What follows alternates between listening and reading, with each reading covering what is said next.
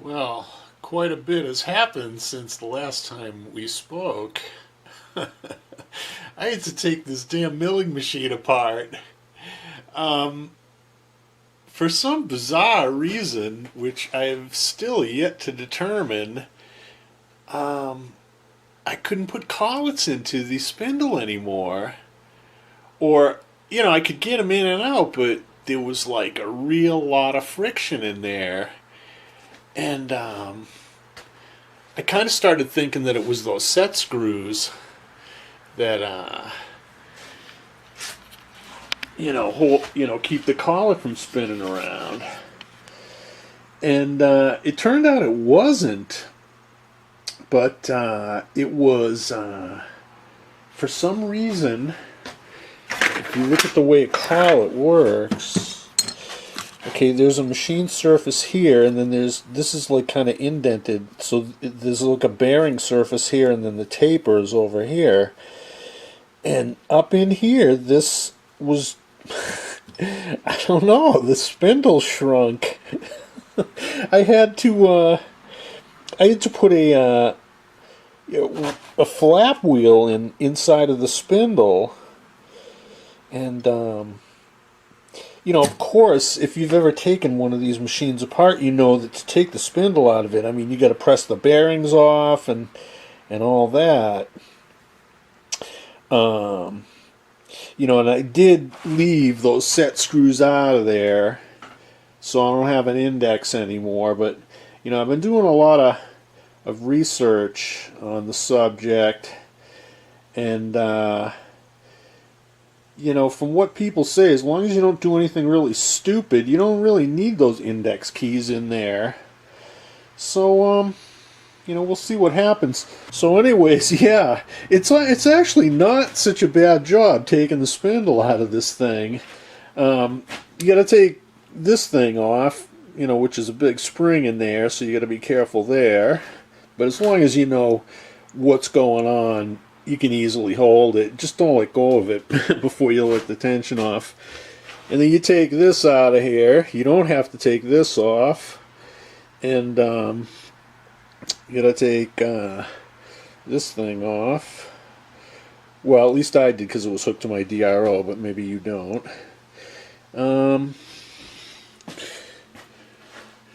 This index thing here, this dog pin right here, you got to take out.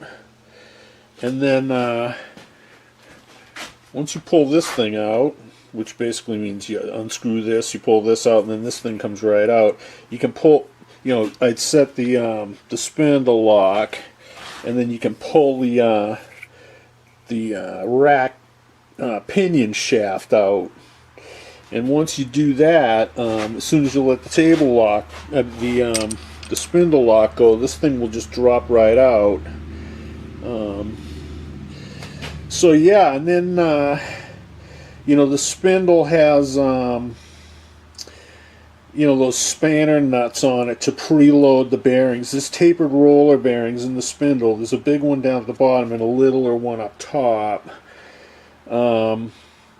And then there's like a little star ring that you bang into the slots in the spanner to keep it from loosening up. And the only, well, I won't even call it a hard part, but the only part that really required any force was getting the bottom bearing off of the spindle. It's pressed on there, but it's not really brutal. You can tap it off with a piece of PVC pipe and a dead blow hammer.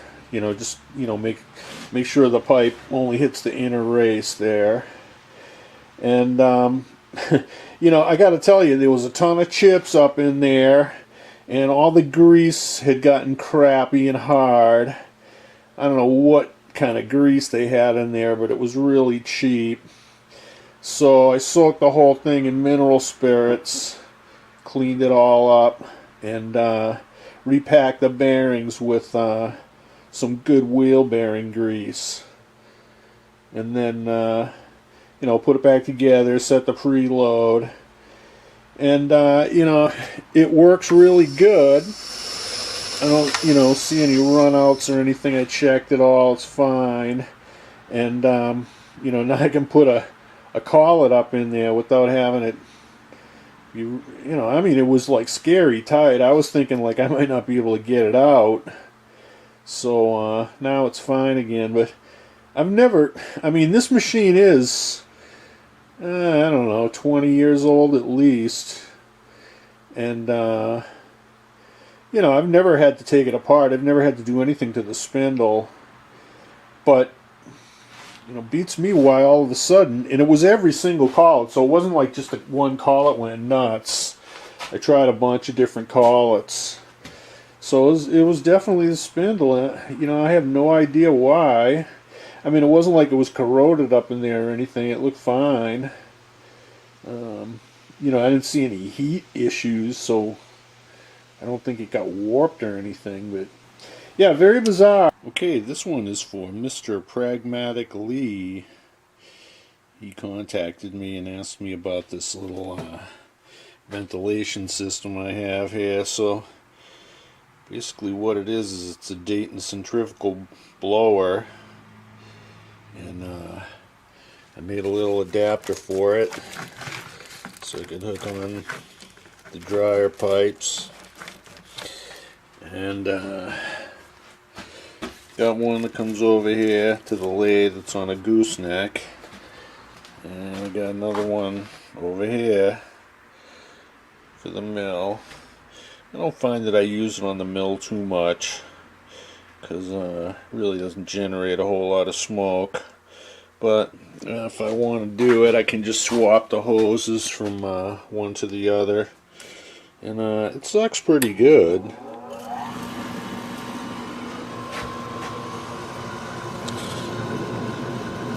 You know, there's some pretty good ventilation going on there. So there you go, and it just blows out the...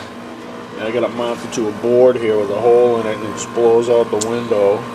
So I'm not sure who came up with this. I think it was Chris B.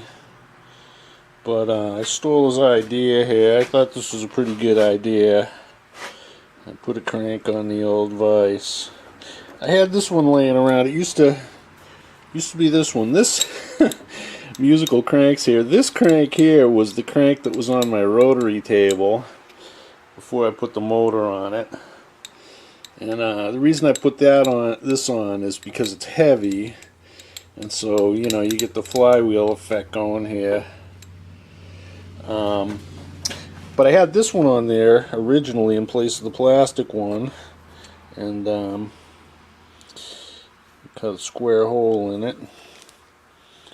It fits on there pretty good.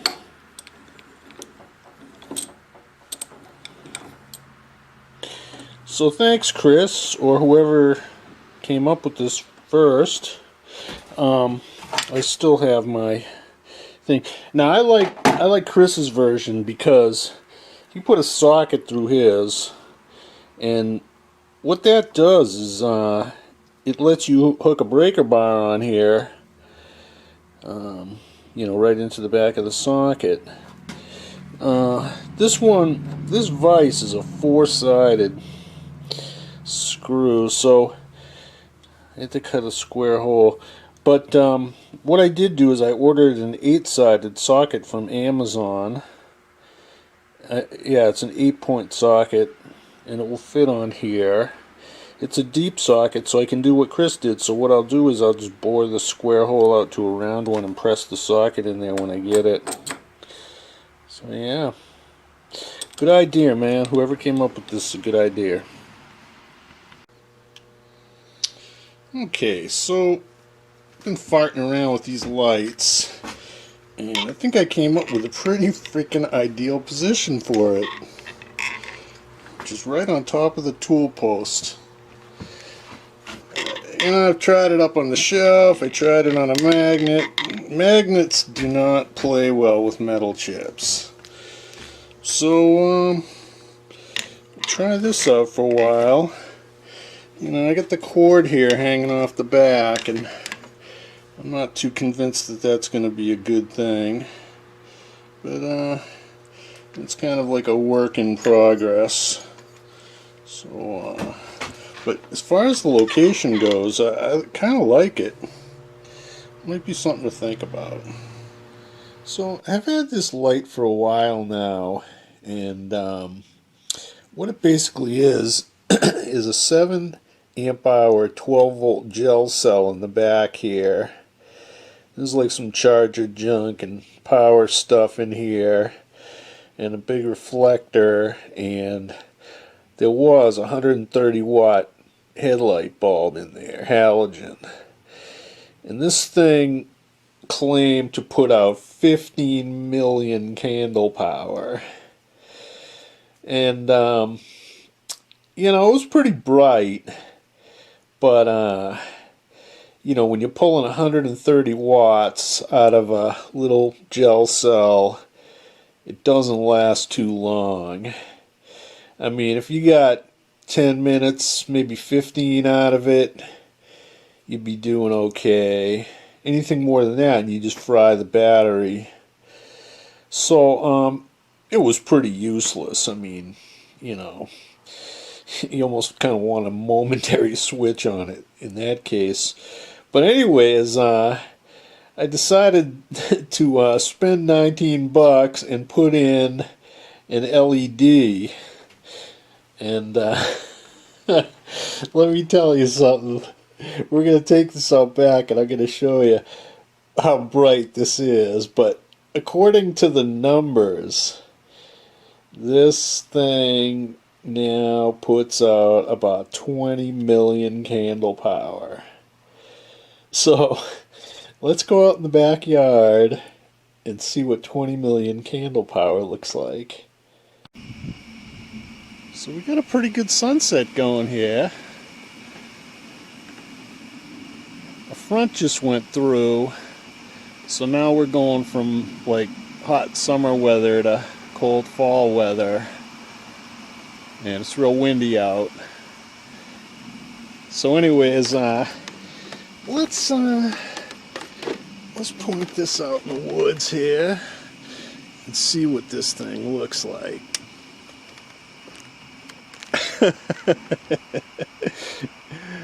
That is insane, man.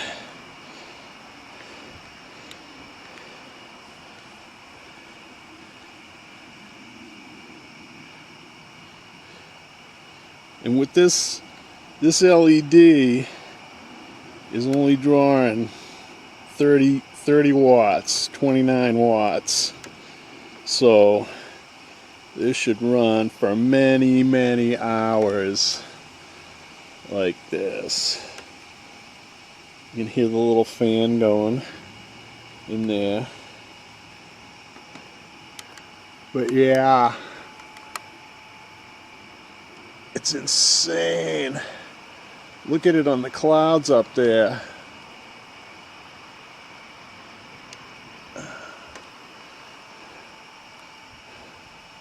So there you go, man. 20 million candle power. Well, it's Homemade Foundry Day here at Cuppa Joe's. We're going to try to use this Harbor Freight propane tank burner thing and melt some aluminum here. So here we go.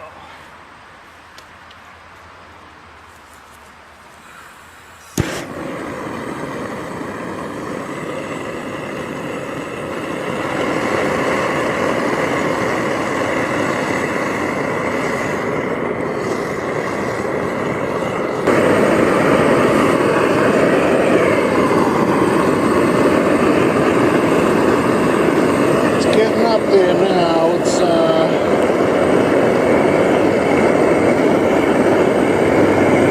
960, so we should be getting some melt action pretty soon. It's red in there,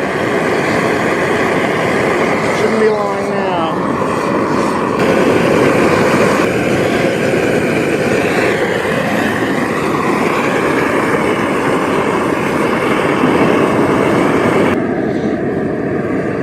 So like when this thing gets done melting, I'm just going to shut off the burner and let it cool off, and we'll see what happens.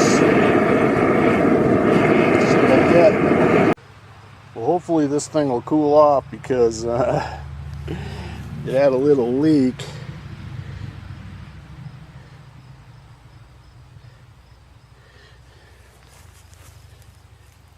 Still got a pretty good chunk in there, so we'll just save that to melt later on.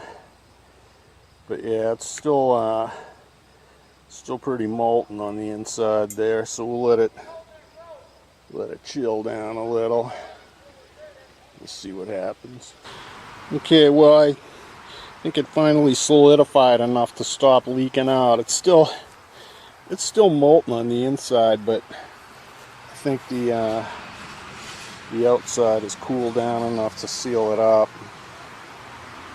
So it looks like we got, this is a 3.5-inch ID pipe, and then I'd say we got 6 inches sitting in there, maybe 5. We'll see what happens here when we're finally all said and done.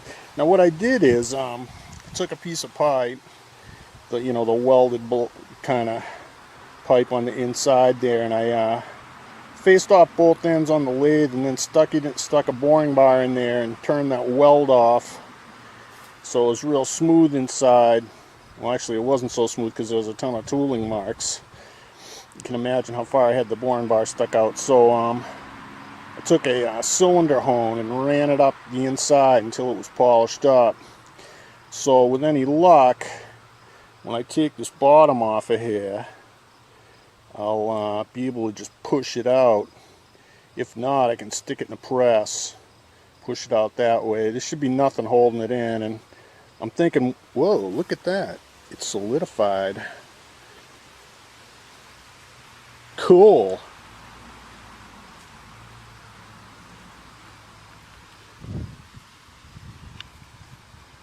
It's just going solid right now. Man, I'll tell you, the heat coming off of this thing's unbelievable. My leg's like 3 feet away from this thing, and it's hot. I can feel the heat coming off. So there you go. My first attempt at melting aluminum. And I gotta say, the Harbor Freight torch, man, awesome. I didn't even have to use the turbo thing. I just opened up the valve, that black knob there, and I didn't even have it cracked open all the way. So I think this will perform excellently as a burner for a forge.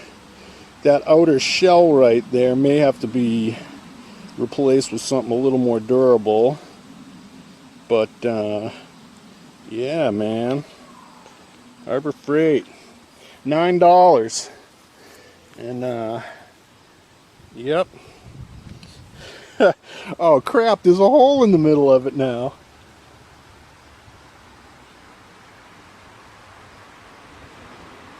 Oh well, maybe I'll only get a couple inches out of this. Well, I couldn't wait. As soon as it got cool enough to pick up with my vice grips, I hit it with the hose. And man, that was pretty exciting. It's still boiling a little bit, but I can see that the aluminum has shrunk away from the walls of the pipe. So when it gets completely cold and I can handle it, I'm going to see if I can get it out of there. Alright, so the way I made this mold is I welded some ears onto this thing, and when I did that, I spaced them up by, I don't know, like 30 thousandths. I just threw some washers under there, and then the plan was that when I screwed it down without the washers, it would be pushing against the surface here. But expansion, whatever, it allowed some to leak out. I can also see that we probably didn't get a lot total melt here, but this thing is pretty loose. And it's coming out by itself. So let us get a persuader.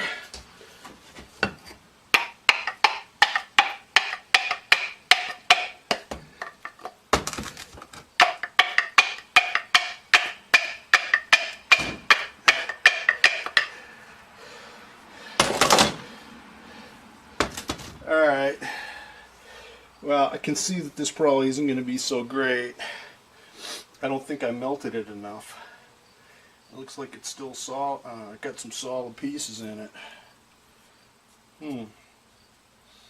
Alright. No big deal.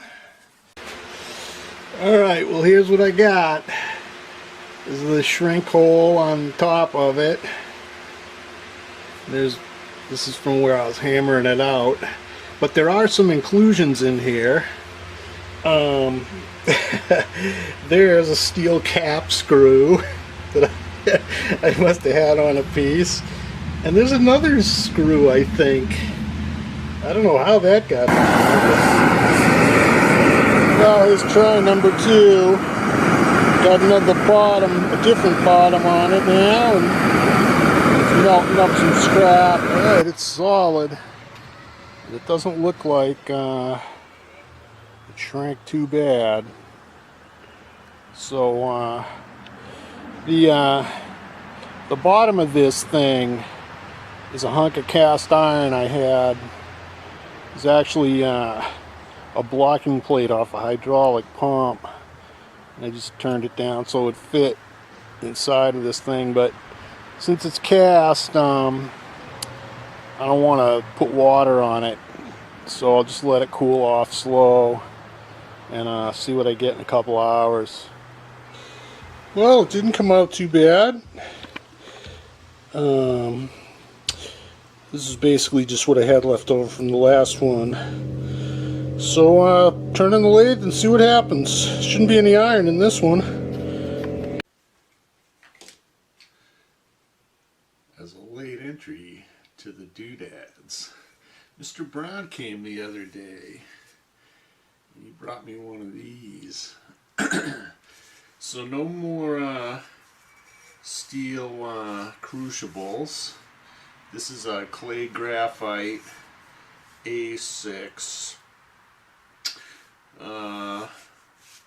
So yeah, next time we melt some aluminum, we'll be doing it in this bad boy. So thanks for watching. Thanks for all the subscribers. I don't check the channel too often, but I was up there the other day and it's coming up close to, I think it's 400. So thanks, appreciate it.